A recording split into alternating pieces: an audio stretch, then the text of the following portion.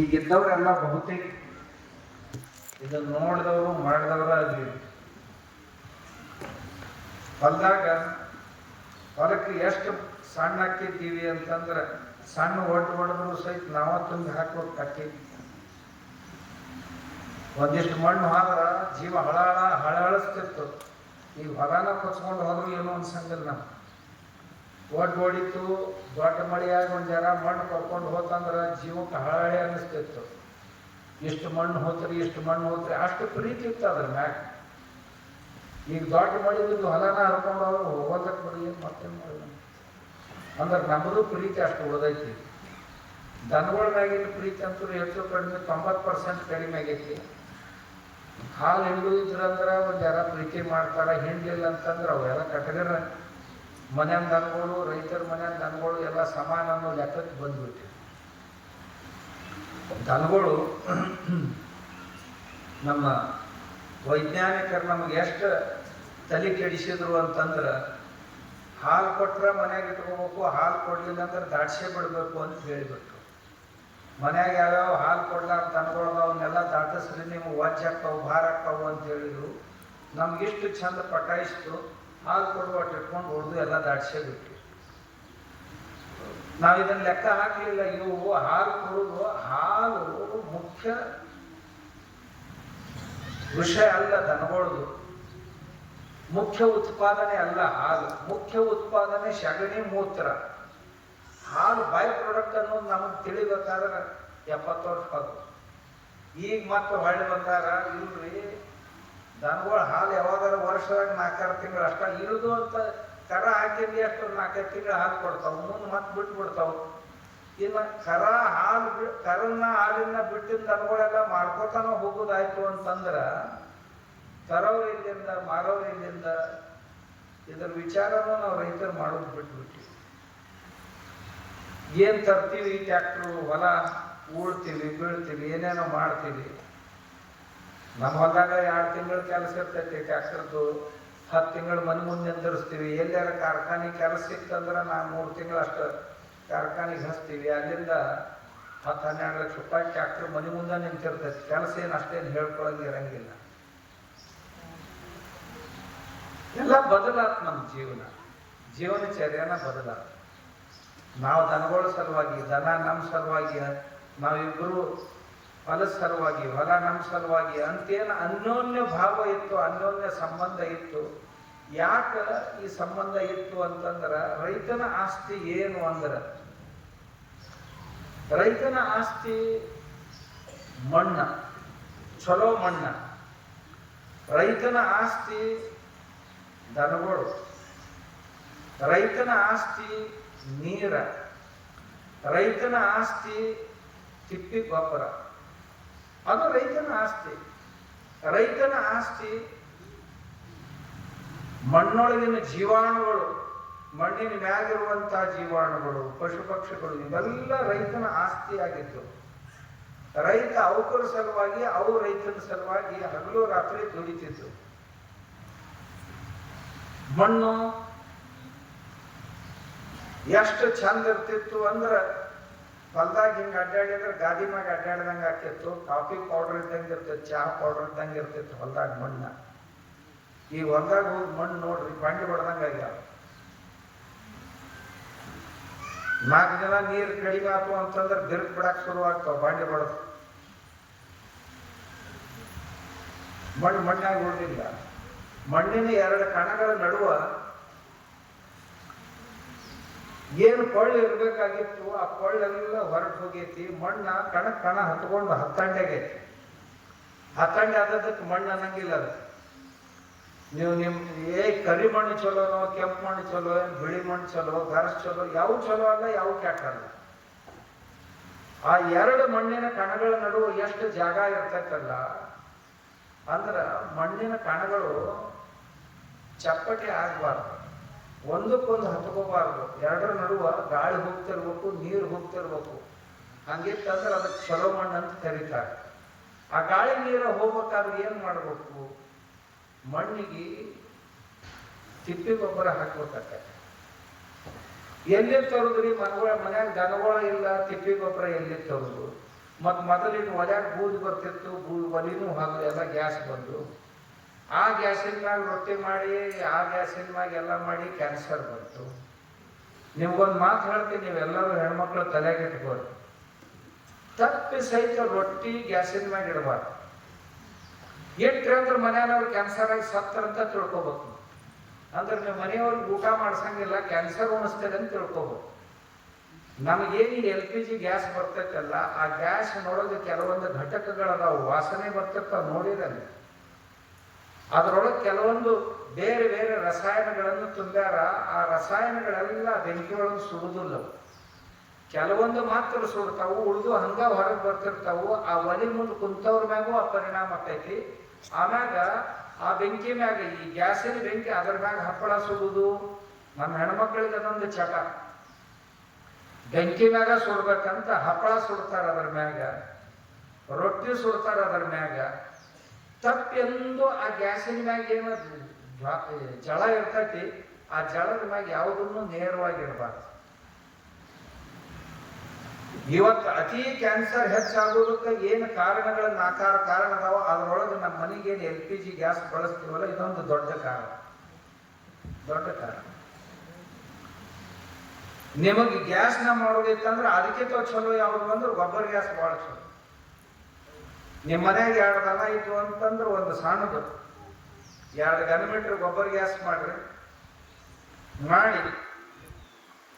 ಆ ಗೊಬ್ಬರ gas, methane gas ಬರ್ತೈತಲ್ಲ, ಅದು LPGಗಿಂತ ಭಾಳ ಚಲೋ ಮಿಥೇನ್ ಗ್ಯಾಸ್. ಅದಕ್ಕಿಂತ ಈಗ ಮತ್ತೊಂದು ಬಂದೈತೆ ಹೈಡ್ರೋಜನ್ ಗ್ಯಾಸ್ ಅಂತ ಬಂದೈತೆ. ಅರ್ಧ ಲೀಟರ್ ನೀರು ಹಾಕಿದ್ರಿ ಅಂತಂದ್ರೆ 6 ತಿಂಗಳಲ್ಲಿ 2 ವರ್ಷ ಉರಿತೈತಿ ಬರೀ ನೀರಿನ ಮ್ಯಾಗ.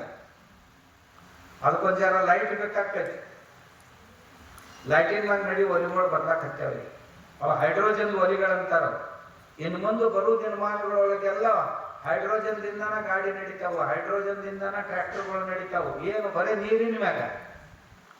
ಆದ್ರ ನೀರನ್ನ ಬೆಂಕಿಯಾಗಿ ಕನ್ವರ್ಟ್ ಮಾಡಲಿಕ್ಕೆ, ಪರಿವರ್ತನೆ ಮಾಡಲಿಕ್ಕೆ ಬೇಕಾಗುವಂಥ ವಿದ್ಯುತ್ ಏನೈತಲ್ಲ, ಅದನ್ನು ನಾವು ಸೋಲಾರ್ನಲ್ಲಿ ತೊಗೊಂಡು ಮಾಡಿದ್ರೆ ಪುಕ್ಕಟೆ ಆಗ್ತಾವ ನಮ್ಮ ಮನೆಯೆಲ್ಲ. ಆದರೆ ಈ LPG ಗ್ಯಾಸ್ ಅಷ್ಟು ಒಳ್ಳೆಯವಲ್ಲ, ಚಲೋ ಅಲ್ಲ. ಅದನ್ನು ದಯವಿಟ್ಟು ನೇರವಾಗಿ ಯಾವುದೇ ಅಡಿಗೆ ಅದರ ಮ್ಯಾಗ ಸುಡಬಾರ್ದು. ಏನಾರ ಹಂಚರ ಇಟ್ಟಿರಿ, ಪಾತ್ರೆಯರ ಇಟ್ಟಿರಿ, ಮತ್ತು ಹೂವಂತ ಗ್ಯಾಸ್ ಬಿಟ್ಟು ಬಂದು ಅದಕ್ಕೆ ಮ್ಯಾಲೆ ಹಂಚಿನ ಮ್ಯಾಗ ಹಾದು, ಬೋಗೋಣಿ ಮ್ಯಾಗ ಹಾದು ಬಂದು ಆ ಅಡಿಗೆಗೆ ಬಡಿಯಂಗೆ ಆಗಬಾರ್ದು. ಇನ್ನು ಯಾವಾಗಲೂ ಕಾಳಜಿ ವಹಿಸ್ಬೇಕು ಹೆಣ್ಮಕ್ಳು. ಎಷ್ಟು ವಹಿಸ್ತೀರ ನನಗೆ ಗೊತ್ತಿಲ್ಲ, ಆದ್ರೆ ತಮ್ಗೆ ಗೊತ್ತಿದ್ದಕ್ಕೆ ಹಂಗೆ ಮಾಡ್ತಿದ್ರಿ. ಈಗ ಗೊತ್ತಾದ ನಂತರ ಹಂಗೆ ಮಾಡಕ್ಕೆ ಹೋಗ್ತಾರೆ. ಇರಲಿಲ್ಲ ಅಂದ್ರೆ ಮನೆಯವ್ರಿಗೆ ನಾವು ಊಟ ಮಾಡ್ಸಂಗಿಲ್ಲ, ಕ್ಯಾನ್ಸರ್ನ ಅವ್ರು ತಾಟ್ನ್ಯಾಗ ನೀಡ್ತೀವಿ ಅಂತ ತಿಳ್ಕೊಬೋದು.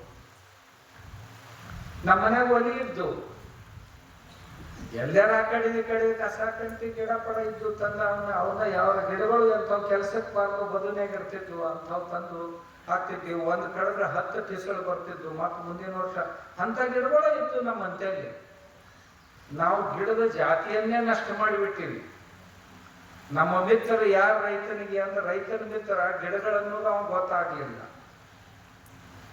ಕಬ್ಬಿನ ಹೊಲದಾಗ ಯಾರು ಹೊಲದಾಗ ಗಿಡಗಳು ಅದಾವ ಅಂತೇಳಿ ಒಂದು ಗಿಡ, ಆ ಗಿಡದಾಗ ಇರ್ತಿದ್ದು, ಗಿಡದಾಗ ಬಂದು ಹಕ್ಕಿ ಕುಂದಿರ್ತಿದ್ದು. ಹಕ್ಕಿ ಕುಂತು ಎಲ್ಲಾರ ಹಿಕ್ಕಿ ಹಾಕಿದ್ವು ಅಂತಂದ್ರೆ, ಒಂದಿಷ್ಟ ಹಿಕ್ಕಿ ಹಾಕಿದ್ವು ಅಂದ್ರೆ 100 ಮೀಟರ್ ಏರಿಯಾದಾಗ ಗೊಬ್ಬರ ಹಾಕೋಕ್ ಬೇಕಾಗ್ತಿದ್ದಲ್ಲ ಮಳೆ ಬಂದ ನಂತರ. ಆ ಹಿಕ್ಕಿಯಾಗ ಅಷ್ಟು ಸಾಮರ್ಥ್ಯ ಇರುತ್ತೆ. ಸಾಕಷ್ಟು ಹಕ್ಕಿಗಳು ಬರ್ತಿದ್ವು. ಒಂದೊಂದು ಹಕ್ಕಿ ಹಿಕ್ಕಿಯಾಗ ಒಂದೊಂದು ಪ್ರಕಾರದ ರಸಾಯನಗಳಿರ್ತಿದ್ವು, ಒಂದೊಂದು ಪ್ರಕಾರದ ಖನಿಜಗಳಿರ್ತಿದ್ವು. ಅವೆಲ್ಲ ನಮ್ಮ ಹೊಲಕ್ಕೆ ದೊಡ್ಡ ಗೊಬ್ಬರ ಆಗ್ತಿದ್ವು. ಯಾಕಂದ್ರೆ ಯಾವರ ಹಣ್ಣ ಹಂಪಂತ ಗಿಡಗಳು ಇರ್ತಿದ್ವು. ಎಲ್ಲ ಹಣ್ಣನ್ನು ಮನುಷ್ಯನ ತಿನ್ನಕ್ ಬರ್ತಾವಂತಿಲ್ಲ, ಮನುಷ್ಯ ತಿನ್ಲಾರ್ದಂತ ಕೆಲವೊಂದು ಹಣ್ಣುಗಳು ಪಕ್ಷಿಗಳಿಗಾಗಿರ್ತಿದ್ವು. ನಾವು ಯಾರೂ ನಮ್ಮ ಹೊಲ ಸನಿಯಕ್ಕೆ ಬರ್ಲಾರ್ದಂಗೆ ಕಾಳಜಿ ವಹಿಸಾಕತ್ತೀವಿ. ಹಕ್ಕಿಗಳು ಬರ್ಬಾರ್ದು, ದನಗಳು ಬರ್ಬಾರ್ದು, ನಾಯಿ ನರಿಗಳು ಬರ್ಬಾರ್ದು, ಮನುಷ್ಯರು ಬರ್ಬಾರ್ದು. ಇವ ಏನಪ್ಪ ಕಾಗಿಯಂಗೆ ಇವನ ಒಬ್ಬನ ಹೋದವು, ಒಬ್ಬನ ಹೊರಗೆ ಬರೋದು. ಇವನ್ ನೋಡಿ ಹೊಲಕ್ಕೆ ಬೇಸರಾಗೈತಿ, ಹೊಲ ನೋಡಿ ಇವನ್ ಬೇಸರ. ಮತ್ತು ಪಾರಂಪರಿಕ ಕೃಷಿ ನೋಡ್ಬೇಕಂತಾನೆ. ಪಾರಂಪರಿಕ ಕೃಷಿಯೊಳಗೆ ಇವರೆಲ್ಲರೂ ಇದ್ರು. ಎಲ್ಲರದು ಸಮಪಾಲು ಸಮಬಾಳ್ವೆ ಇತ್ತು. ಕಡೆಯ ಬಲಕಿನ ತಾಳು ಎಡೆಯಾಯಿಸು ಅರಸಂಗೆ, ಎಡಗಡೆಯ ತಾಳು ಪಶುಪಕ್ಷಿ ಜೀವಕ್ಕೆ, ನಡುವಿನ ತಾಳು ರೈತನಿಗೆ ಸರ್ವಜ್ಞ. ಸರ್ವಜ್ಞ ಒಂದು ಮಾತು ಹೇಳ್ತಿದ್ದ, ಕೂರ್ಗಿಗೆ 3 ತಾಳಿದ್ವು ಅಂತಂದ್ರೆ ಒಂದೇ ತಾಳ ರೈತಗ, ಒಂದು ಪಶುಪಕ್ಷಿ ಜೀವಕ್ಕ, ಒಂದು ಟ್ಯಾಕ್ಸು ಗೀಕ್ಸು ಅವ್ರಿಗೆ ಇವ್ರಿಗೆ ಕೊಡ್ಲಾಕ ಅದು ಹೋಗ್ತಿತ್ತು, ಕೂಲಿ ಕೊಡ್ಲಾಕ ಟ್ಯಾಕ್ಸ್ ಕೊಡ್ಲಾಕ ಒಂದು ಹೋಗ್ತಿತ್ತು, ಒಂದು ತಾಳು ಪಶುಪಕ್ಷಿಗಳಿಗಾಗಿ ಇರ್ತಿತ್ತು. ಇವತ್ತ ಎಲ್ಲಾನು ನನಗ ಅಂತೀವಿ ನಾವು. ಎಲ್ಲ ಉಂಡು ದವಾಖಾನಿ ಪಾಲಿಗೆ ಹಾಕ್ತಾನೆ. ಯಾರಿಗೆ ಕೊಡ್ಲಾರ್ದವ ಔಷಧ ಅಂಗಡಿ ದವಾಖಾನೆಗಳಿಗೆ ರೊಕ್ಕ ಎಲ್ಲಿ ಹೋಗ್ತೈತೆ ರೈತನ ಮನೆ ಅಂತಂದ್ರೆ ಅಲ್ಲೇ ಹೋಗುದು. ಅದರ ಹಿಂದೆ ಉಳಿತಂತಂದ್ರೆ ಬ್ಯಾಂಕಿನವ್ರಿಗೆ ಬಡ್ಡಿಗೆ ಹೋಗುದು. ಕಡಿಗೆ ಒಂದ್ ದಿವ್ಸ ಜಕ್ಕೊಂಡ ಹೋಗ್ತಾನೆ, ಇರ್ಲಿಕ್ಕೆ ಲೀಲಾವರ ಮಾಡ್ತಾನ ಅವನು. ಮತ್ತೆ ಯಾರಿಗೆ ಹೋಗೈತಿ ಅಂತಂದ್ರೆ ಏನೇನ್ ಸಾಮಾನು ಬಜಾರ್ದಾಗ ತರ್ತಾನ ತಂದವ್ರಿಗೆ ಹೋಗುದು. ಇವ್ಗೇನು ಉಳಿದಿಲ್ಲ, ಇವಾಗ ತಿನ್ನಕ್ಕೇನು ಉಳಿದಿಲ್ಲ, ಉಳಿದವ್ರಿಗೆ ಎಲ್ಲಾನು ಹೋತು. ಔಷಧ ಅಂಗಡಿ ಅವ್ರಿಗೆ ಹೋತು. ಆಮ್ಯಾಗ ಹೊಲಕ್ಕೇನು ಔಷಧ ತಂದಿದ್ದ ಅವ್ರಿಗೆ, ಹೊಲಕ್ಕೇನು ಗೊಬ್ಬರ ತಂದಿದ್ದ ಅವ್ರಿಗೆ. ಇವನಿಗೇನು ಉಳಿತು? ನೀ ಮಾಡೋ ಕೃಷಿ ಯಾರ ಸಲುವಾಗಿ ಅಂದ್ರೆ ನಿನ್ನ ಸಲುವಾಗಿ ಏನೂ ಇಲ್ಲ, ಎಲ್ಲ ಮಾರುಕಟ್ಟೆ ಸಲುವಾಗಿ ನೀ ಕೃಷಿ ಮಾಡ್ತೀವಿ ಅಂತ. ಮಾರುಕಟ್ಟೆ ಸಲುವಾಗಿ ಕೃಷಿ ಮಾಡೋ ಎಲ್ಲರ ಪಾರಂಪರಿಕ ಕೃಷಿ ಜೊತೆ ಹೊಂದ್ಕೊಳಕ್ ಸಾಧ್ಯತೆ ಇಲ್ರಿ. ಹಂಗಾಗೋದು. ನೀವೆಲ್ಲ ಕಬ್ಬಿನ ರೈತರಿದೆ. ಭೂಮಿ ಕಬ್ಬು ಭಾಳ ಚಲೋ ಬೆಳಿತೈತಿ. ಆ ಭೂಮಿಗೆ ಹಾಕಬೇಕಾದದ್ದನ್ನು ಹಾಕಿದ್ರೆ ಅಂತಂದ್ರೆ ಏನೂ ಇಲ್ಲ ಅಂತಂದ್ರು ಕಡಿಮೆ ಅಂದ್ರೆ 100 ಟನ್ ಕೊಡ್ಬೇಕು. ಏನು ವಿಶೇಷ ಮಾಡಬಾರ್ದ. ಆ ಮಣ್ಣಿನ ಪ್ರಕೃತಿ ಚಲೋ ಮಾಡ. ಮಣ್ಣಿನ ಪ್ರಕೃತಿ ಚಲೋ ಇರ್ಲಿಲ್ಲ ಅಂದ್ರೆ ಅದು ಬೆಳೆ ಹೆಂಗೆ ಚಲೋ ಮಾಡ. ಏನ್ ಮಾಡ್ಬೇಕು ಮಣ್ಣಿನ ಪ್ರಕೃತಿ ಚಲೋ ಮಾಡಕ್ಕ? ಏನಾರ ಒಂದಾರ ಹಸರಿಗೆ ಗೊಬ್ಬರ ಹಾಕ್ಬೇಕು. ಸಾಲಿನಿಂದ ಸಾಲಿಗೆ ಅಂತರ ಹೆಚ್ಚಿಡ್ಬೇಕು. ಇಟ್ಟು ನಡುವ ಎಲ್ಲ ಪ್ರಕಾರದ ಕಾಳು ನಿಮ್ಮ ಊರಾಗ ನಿಮ್ಮ ಭಾಗದಾಗ ಎಷ್ಟು ಪ್ರಕಾರದ ಕಾಳು ಸಿಗ್ತಾವ ಎಲ್ಲ ಕಾಳುಗಳು. ಅದ್ರಾಗ ದೊಡ್ಡ ಕಾಳು ಬಂದು, ಸಣ್ಣ ಕಾಳು ಬಂದು, ಎಣ್ಣೆ ಕಾಳು ಬಂದು, ಅಕಡಿ ಕಾಳು ಬಂದು, ಆಮ್ಯಾಗ ಕಹಿ ಆದಂಥವು ಬಂದು, ಸಿಹಿ ಆದಂಥ ಇದನ್ನು ಕೊಡುವಂಥವು ಬಂದು, ಎಲ್ಲವೂ ಕೂಡಿಸಿ ನಡು ಬಿತ್ತಿ ಬಿಡ್ಬೇಕು. ತಿಂಗಳು 2 ತಿಂಗಳು ಆದ ಕೂಡಲೇ ಅದನ್ನ ಕತ್ತರಿಸಿ ಮಣ್ಣಾಗ ಸೇರಿಸಿ ಬಿಡ್ಬೇಕು. ಅಲ್ಲೇ ಮಣ್ಣಾಗ ಹಾಕಿ ಬಿಡ್ಬೇಕು. ಮರುವರ್ಷ ನೋಡ್ರಿ ಮಣ್ಣು ಹೆಂಗಾಗಿರ್ತದೆ. ನಿಮಗೆ ಇನ್ನೊಂದು ಜರ ಸಾಧ್ಯ ಇತ್ತಂತಂದ್ರೆ 1 ಕಿಲೋ ಸಗಣಿ ಗೊಬ್ಬರ ತಯಾರು ಮಾಡ್ರಿ. ಆ ಸಗಣಿ ಗೊಬ್ಬರ ಇರಲಿ, ಅದ್ರೊಳಗೆ ಯಾವುದೇ ಕಸ ಪಸ ಇರಲಿ, ಕೊಳಿಸಿ ಒಂದು ಕ್ವಿಂಟಲ್ ಗೊಬ್ಬರ ತಯಾರು ಮಾಡಿದ್ರಿ ಅಂದ್ರೆ 200 ಲೀಟರ್ ಗೋಕೃಪಾಮೃತ ಬೇಡ ಜೀವಾಮೃತ ಅದ್ರೊಳಗೆ ಹಾಕಿ 1 ಕ್ವಿಂಟಲ್ಗೆ 200 ಲೀಟರ್ ಹಾಕಿ ಒಂದು 40 ದಿವಸ ಮುಚ್ಚಿಟ್ಟು ಬಿಡ್ರಿ. ಗೊಬ್ಬರ ತಯಾರಾಕೈತಿ. ಅದನ್ನೇ ನಿಮ್ಮ ಹೊಲಕ್ಕೆ ಹಾಕ್ರಿ. ಮುಂದಿನ ವರ್ಷ ಈ ಮುಂಗಾಯಿ ಆಡ್ತಾರ ಬರ್ತಾವ ಕಬ್ಬಿನ ಗಣಿಕೆ. 1 ಎಕರೆಕ್ಕೆ 20 ಟನ್ ಹಾಕಿ ನೋಡ್ರಿ. ನೀವು 1 ಎಕರೆಗೆ 20 ಟನ್. ನೀವನ್ನೋರು 2 ಕಿಲೋ ಸಿಗೋದು 20 ಟನ್ ಎಲ್ಲಿ ತರೋದ್ರಿ? ನೀವೇನು ರೊಕ್ಕ ಖರ್ಚು ಮಾಡಕತ್ತಿರಲ್ಲ ರಾಸಾಯನಿಕ ಗೊಬ್ಬರಕ್ಕೆ. ಅದೇ ಅಷ್ಟೇ ಗೊಬ್ಬರದಾಗ ಇದು ಡಬಲ್ ಕೆಲಸ, ಅದಕ್ಕಿಂತ ಡಬಲ್ ಆಕೈತಿ. ಮಾಡ್ಬೇಕು. ನಾವು ಮನ್ಯಾಗ ಮಾಡ್ಬೇಕಂತ ಮಾಡ್ಬೇಕು. ಇದನ್ನ ಹಿಂಗೆ ಮಾಡಲಿಲ್ಲ ಅಂದ್ರೆ ಮುಂದೆ ಇನ್ನೊಂದು 10-20 ವರ್ಷ ಆದ್ರೆ ನಿಮ್ಮ ಹೊಲದಾಗ ಏನು ಬೆಳೆದಿಲ್ಲ, ಕಲಾಸ್. ಚಲೋ ಬೆಳೆ ಬರ್ಬೇಕಾಗಿತ್ತು ಅಂತಂದ್ರೆ ಮುಂಗಾಯಿ ಗಾಡ್ತಾರೆ ಬರ್ತಾವ ಕಬ್ಬಿನ. 1 ಎಕರೆದಾಗ 40,000 ಕಬ್ಬು ಬರ್ಬೇಕು. ಭಾಳ ಬೇಡ, 4,000 ಬೀಜ ಹಚ್ಚಿದ್ರಂದ್ರೆ 1 ಕಣ್ಣಿಗೆ 10 ಕುಳಿ ಬಂದು ಅಂದ್ರೆ 10 ಕಬ್ಬು ಬರ್ಬೇಕು. ಆ ಕುಳಿ ಬಂತಂದ್ರೆ 10 ಕಬ್ಬು ಒಂದು ಇದಕ್ಕೆ ತಯಾರದು ಅಂದ್ರೆ 40,000 ಕಬ್ಬು ಆಗ್ತಾವ.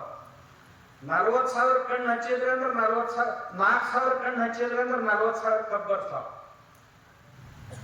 1 ಕಬ್ಬು 1 ಕಿಲೋ ಮಾಡೋದು 4 ಕಿಲೋ ಮಾಡೋದು ನೀವ ನಿರ್ಣಯ ಮಾಡ್ಬೇಕು.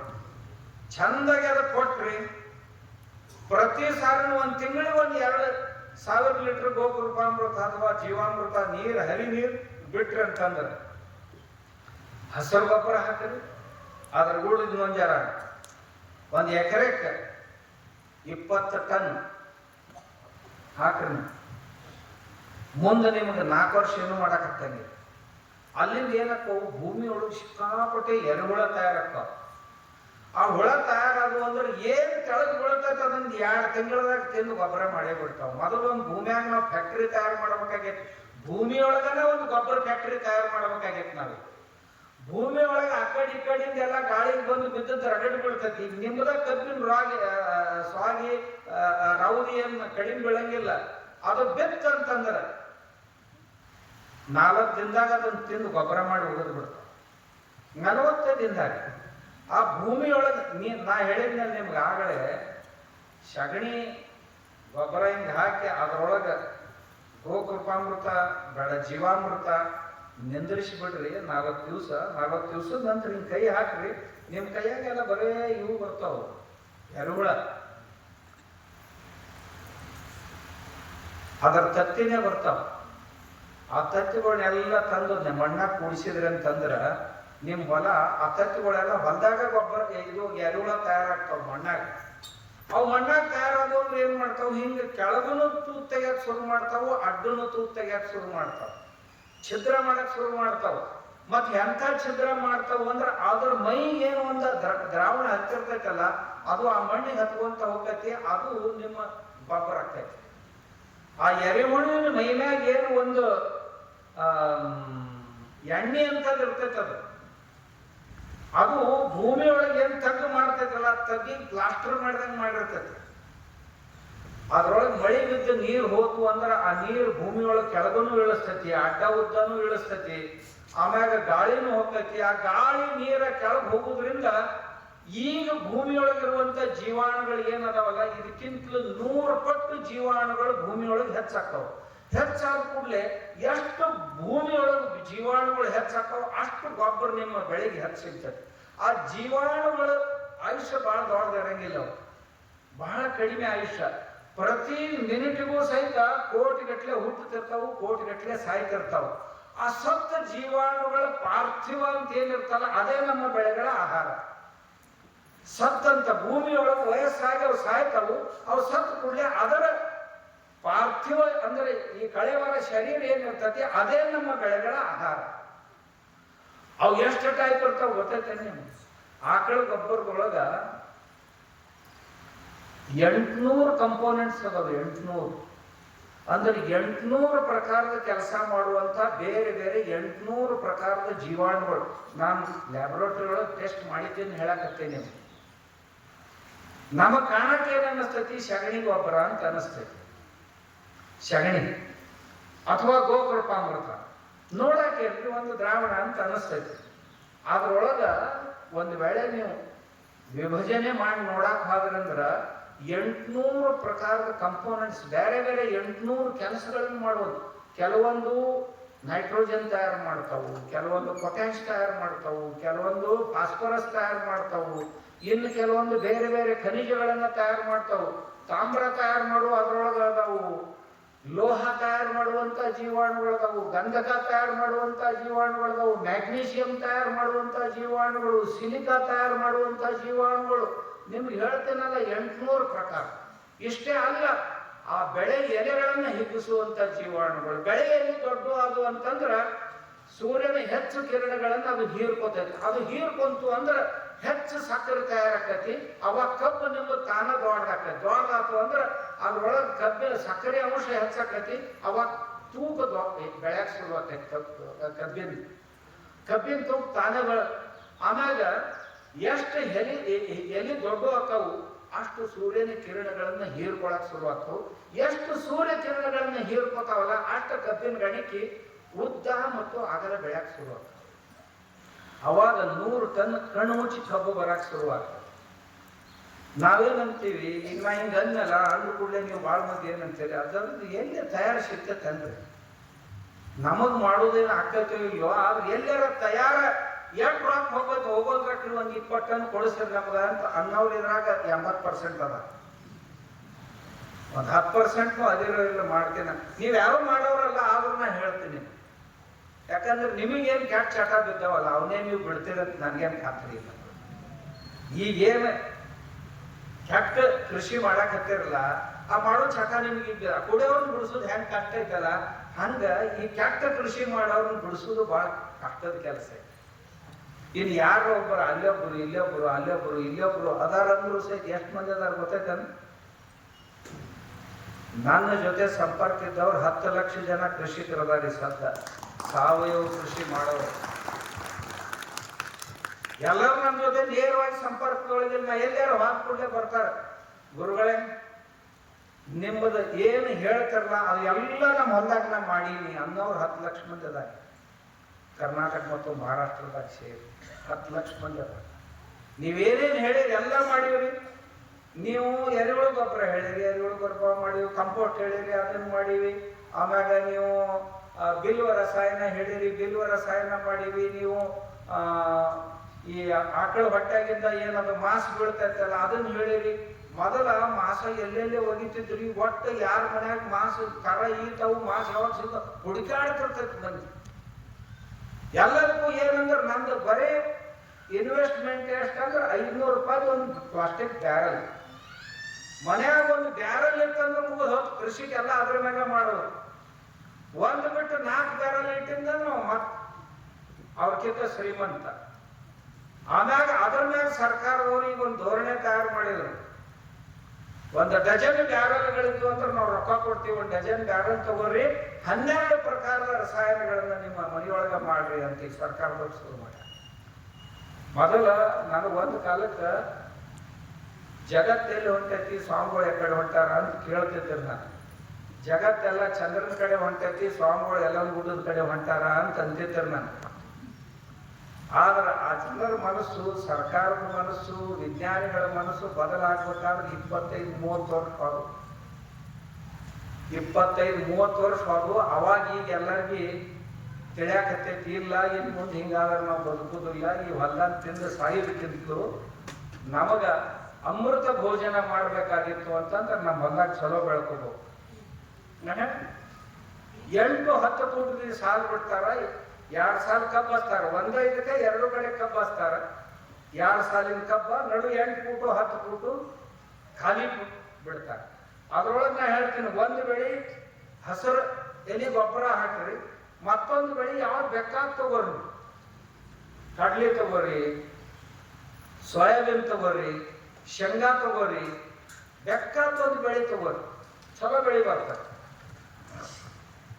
ಕಬ್ಬು ನಿಮಗೆ ಎಕರೆಗೆ 80-100 ಟನ್ ಬರ್ಬೇಕಲ್ಲ, ನೀವು 8 ಫೂಟಿಗೆ 10 ಫೂಟಿಗೆ 2 ಸಾಲು ಹಚ್ಚಿದ್ರು ಸಹಿತ ನಿಮ್ ಕಬ್ಬು ಅಷ್ಟು ಬರತೈತಿ.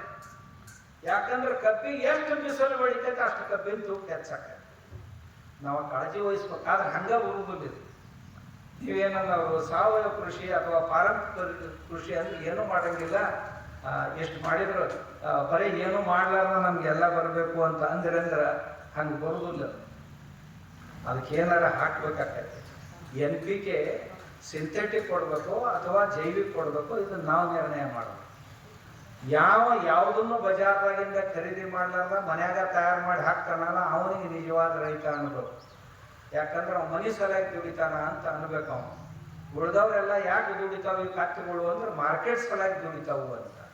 ಇವ ಏನು ಕೃಷಿ ಮಾಡ್ತಾನೆ ಮಾಡಿದ್ದೆಲ್ಲ ಮಾರ್ಕೆಟ್ಗೆ. ಆಗಲೇ ಹೇಳಿದ್ನಲ್ಲ, ಬ್ಯಾಂಕಿಗೆ ಕೊಡ್ಬೇಕು, ಮಾರ್ಕೆಟ್ ಕಮಿಟಿಯವ್ರಿಗೆ ಕೊಡ್ಬೇಕು, ಬಜಾರ್ದವ್ರಿಗೆಲ್ಲ ಏನೇನು ಸಾಮಾನು ಖರೀದಿ ಮಾಡ್ಕೊಂಡು ಅವ್ರಿಗೆ ಕೊಡ್ಬೇಕು, ಬ್ಯಾಂಕಿನವ್ರಿಗೆ ಬಡ್ಡಿ ಕೊಡ್ಬೇಕು, ಔಷಧ ತಂದಾನ ಅವ್ರಿಗೆ ಕೊಡ್ಬೇಕು, ರಾಸಾಯನಿಕ ಗೊಬ್ಬರ ತಂದಾನ ಅವ್ರಿಗೆ ಕೊಡ್ಬೇಕು, ಬೀಜ ತಂದಾನ ಬೀಜದವ್ರಿಗೆ ಕೊಡ್ಬೇಕು.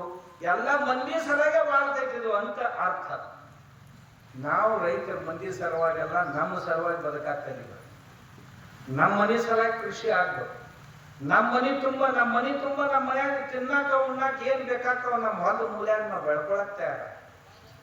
ಏನ್ರಿ ಕಬ್ಬು ಹಾಕ್ತಿವಿ 3 ರೂಪಾಯಿ ಕಿಲೋ, 100 ರೂಪಾಯಿ ಕಿಲೋ ಎಣ್ಣೆ ತರ್ತೀವಿ, ಶೆಣೆರ್ ಅಂತಾರೆ. ಕಬ್ಬು ಹಾಕ್ತೀವಿ 3 ರೂಪಾಯಿ ಕಿಲೋ, 100 ರೂಪಾಯಿ ಕಿಲೋ ಬ್ಯಾಳಿ ತರ್ತೀವಿ, ಇದಕ್ಕೇನು ಶೆಣೆರ್ ಅಂತಾರ. ಕಬ್ಬು ಹಾಕ್ತೀವಿ 3 ರೂಪಾಯಿ ಕಿಲೋ, 70 ರೂಪಾಯಿ 80 ರೂಪಾಯಿ ಕಿಲೋದಂಗೆ ತರಕಾರಿ ಮನೆಗೆ ತರ್ತೀರಿ. ಇದೇನು ರೈತರ ಲಕ್ಷಣ? ನಾಚಿಕೆ ಹೇಳ್ತಾನೆ. ಇದೆಲ್ಲ ತಾಂಡ ಮನೆಯಾಗ ಇಷ್ಟೆಲ್ಲ ಇದ್ದು ಒಂದ್ ಜರ ಕಷ್ಟಪಟ್ಟರು ಹೊಂದೊಂದು ಮೂಲೆಯಾಗ ನನ್ನ ಮನೆಗಾಗಷ್ಟು ಎಲ್ಲ ತರಕಾರಿ ಬರ್ತೈತಿ. ಅದನ್ನ ಬಿಟ್ಟು ಹೋಗಿ ಬಜಾರ್ದಾಗಿಂದ ವಿಷ ತಂದು ತಿಂತೈತಲ್ಲ, ಇದಕ್ಕೆ ಏನಂತೀರಿ ನೀವು? ನಮ್ಮಲ್ಲಿ ಒಂದು 10-20 ಹಳ್ಳಿ ಅದಾವ ಕೊಲ್ಲಾಪುರ ಜಿಲ್ಲಾದಾಗ. ಅವ್ರು ಬರೀ ತರಕಾರಿ ಬೆಳಿತಾರೆ. ಆ ಊರಾಗ 150 ಮಂದಿ ಅವ್ರ ಮನ್ಯಾಗ 1 ಕಿಲೋ ಬಂಗಾರ ಅದ. ಅವ್ರೆಲ್ಲರೂ ಅಕೌಂಟ್ನಾಗೂ ಕನಿಷ್ಠ 1 ರಿಂದ 1.5 ಕೋಟಿ ರೂಪಾಯಿ ಅದ. ಇವ್ರೇನು ಬೆಳಿತಾ ಇಲ್ಲ. ಆದ್ರೆ ಎಲ್ಲರ ಮನ್ಯಾಗೂ ಕ್ಯಾನ್ಸರ್ ಅದ. ಎಷ್ಟು ಕ್ಯಾನ್ಸರ್ ಅಂದ್ರೆ ವಾರದಾಗ 1-2 ಹೋಗ್ತಾವ ಊರಾಗ. ಹೋಗೋದನ್ನು ಹೇಳೋದಿಲ್ಲ. ಆದ್ರೆ ಏನಾಗಿತ್ತು ಅವಂಗ? ಕ್ಯಾನ್ಸರ್ ಆಗಿತ್ತು. ಎದರ ಸಲಾಗಿ ಬೆಳೆದ್ರಪ್ಪ ಇದನ್ನ? ಈ ರೊಕ್ಕ ಎದರ ಸಲಾಗಿ ಇಡೋರು ಬ್ಯಾಂಕಿನಾಗ? ಬಂಗಾರ ಯಾರ ಸಲಾಗಿ ಇಡೋರು? ಯಾರ ಸಲಾಗಿ ಇಡಬೇಕಾಗಿತ್ತು? ಅವರ ಭಾವ ಶಿವನ ಪಾದ ಸೇರಿದ್ರಪ್ಪ. ಅಲ್ರಿ, ನಮ್ಮ ಆಯುಷ್ಯ ದೀರ್ಘ ಆಗ್ಬೇಕು. ನಮ್ಮ ಆಯುಷ್ಯ ಕಷ್ಟ ಆಗ್ಬೇಕು. ಔಷಧ ತಿಂದು ಬದುಕೋದೇನು ಬದುಕನ್ನೋದು ಅಲ್ಲ. ಅನ್ನ ಉಂಡು ಬದುಕಬೇಕು. ಅನ್ನ ನಮಗೆ ಭಾಳ ಮುಖ್ಯ. ಅನ್ನ ಅಂದ್ರೆ ಮತ್ತೆ ಇದು ಅಂತ ತಿಳ್ಕೊಂಡ್ರೆ ಮತ್ತೆ ಅಕ್ಕಿ ಅನ್ನ. ಅನ್ನಂದ್ರೆ ಎಲ್ಲ ಅಡಿಗೆ ಚಂದಾಗ ಉಂಡು ತಿಂದು ಬದುಕಾಗ್ತಿದ್ದೀವಿ. ನಮ್ಮ ಹೊಲದಾಗ ಒಂದು ಮೂಲ್ಯಾಗ ನಮ್ಗೆ ಎಷ್ಟು ಬೇಕು ಅಷ್ಟು ಬೆಳ್ಕೊಳಕ್ ಹಾಕೋದಿಲ್ಲ. ಈಗ ನಾ ಹೇಳಿನ ಒಂದು ಕಡೆ ನಮ್ಮ ಶಿಷ್ಯರೊಬ್ಬರು ಜಿಲ್ಲಾ ಪರಿಷತ್ ಅಧ್ಯಕ್ಷರಾಗ್ಯಾರ ಸಾತಾರ. ಅವ್ರಿಗೆ ಮೊನ್ನೆ ನಾ ಹೇಳಿದೆ, ಯಾವ ನೀವು ಹೋಗೋದ್ರಾಗ ಹೆಣ್ಮಗಳದಾಳಕ್ಕೆ ಡಾಕ್ಟರ್ ಅದಾಳ, ಆಯುರ್ವೇದಿಕ್ ಡಾಕ್ಟರ್, ಜಿಲ್ಲಾ ಪರಿಷತ್ ಅಧ್ಯಕ್ಷ ಆಗಿ ಆಕೆಗೊಂದು ಮಾತು ಹೇಳಿದ್ ನಾನು. ಯಾವಾಗ ಒಂದು ಕೆಲಸ ಮಾಡಿ, ನಿನಗೇನು 2-2.5 ವರ್ಷ ಕೊಟ್ಟಾರಲ್ಲ, ಒಂದೇ ಕೆಲಸ ಮಾಡು. ಉಳಿದೇನು ಸರ್ಕಾರ ಮಾಡ್ತಿರ್ತವ ಹಾಕವ್. ಅವ್ರೇನು ಹಾಕಿ ಕೊಟ್ಟಾರ ಅದ್ರಾಗೆಲ್ಲ ಮಾಡ್ತಿರ್ತಾರೆ. ನೀನು ಪ್ರತಿಯೊಂದು ಮನೆಯಾಗೂ ಸಹಿತ ಒಂದು ಕೈತೋಟ ಮಾಡಿಸು. ಅವ್ರು ಹೊಲ್ದಾಗರ ಆಗಲಿ ಮನ್ಯಾಗರ ಆಗಲಿ. ಮನೆಗೆ ಏನು ಕಾಳು ಬೇಕಾಗ್ತಾವಲ್ಲ ತರಕಾರಿ, ಆ ತರಕಾರಿದೊಂದು ಕೈತೋಟ ಮಾಡಿಸು ಹೊತ್ನ್ಯಾಗ ಅವಶ್ಯಕಿದ್ರೆ ಸಸಿಗಳನ್ನ ಬೀಜಗಳನ್ನ ರೈತರಿಗೆ ಪುಕ್ಕಟ್ಟ ಕೊಟ್ಟು ಪ್ರತಿಯೊಂದು ಊರಾಗೂ ಸಹಿತ ಪ್ರತಿಯೊಂದು ಮನೆಗೆ ಒಂದು ಕೈತೋಟ ಇರ್ಬೇಕು. ಕೈತೋಟಕ್ಕೆ ಏನೂ ಅವಶ್ಯಕತೆ ಇಲ್ಲ. ಒಂದು 8-10 ಬದ್ನಿ ಗಿಡ, ಒಂದು 8-10 ಟೊಮೆಟೊ, ಒಂದು 8-10 ಮೆಣಸಿನ ಗಿಡ, ಒಂದಿಷ್ಟ ಒಂದು ಮಡಿ 2 ಮಡಿ ಬೆಂಡಿ ಗಿಡ, ಬೆಂಡಿ, ಆಮ್ಯಾಗ ಒಂದು 4-6 ಮಡಿಗಳೆಲ್ಲ ತಪ್ಪಲ ಪಲ್ಲೆ, ಆಮ್ಯಾಗ ಅವಕರ ಸುತ್ತ ಒಂದು 6-7 ಬಳ್ಳಿ, ಒಂದು ಹಾಗಲಕಾಯಿ, ಹೀರಿಕಾಯಿ, ತಿಪ್ರಿಕಾಯಿ, 2 ಬಳ್ಳಿನ ಹಚ್ಚ. ಇಂಥ ಒಂದು 7-8 ಪ್ರಕಾರದ ಬಳ್ಳಿ ಹಚ್ಚಿಬಿಡ್ರಿ. ಇಷ್ಟಾದ್ರೆ ಏನೂ ಕಡಿಮೆ. ಅದ್ರಾಗ ಒಂದು ಸಾಧ್ಯ ಇದ್ರೆ ಒಂದು ಗಾತ್ರಿ ಹಾಕ್ರಿ, ಒಂದು ಮಡಿ ಮೂಲಂಗಿ ಹಾಕ್ರಿ.